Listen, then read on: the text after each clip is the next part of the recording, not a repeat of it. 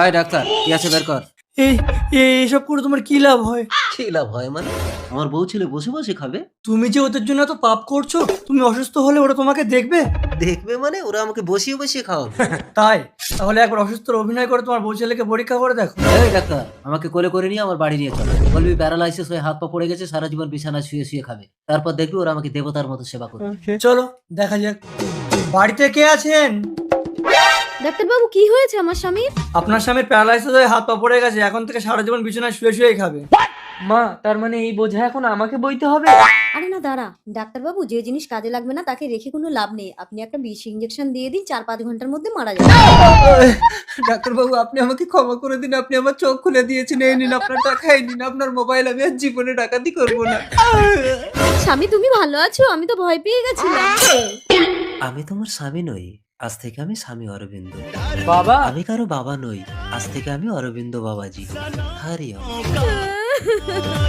কেঁদে কোনো লাভ নেই, কারোর পাপের ভাগ কেউ নিতে পারে না, যার পাপ তাকেই খণ্ডাতে হয়। আয় ডাক্তার, কি আছে বের কর। এই এইসব করে তোমার কি লাভ হয়? কি লাভ হয় মানে? আমার বউ ছেলে বসে বসে খাবে। তুমি যে ওদের জন্য এত পাপ করছো, তুমি অসুস্থ হলে ওরা তোমাকে দেখবে? দেখবে মানে? ওরা আমাকে বসিয়ে বসিয়ে খাওয়াবে। তাই?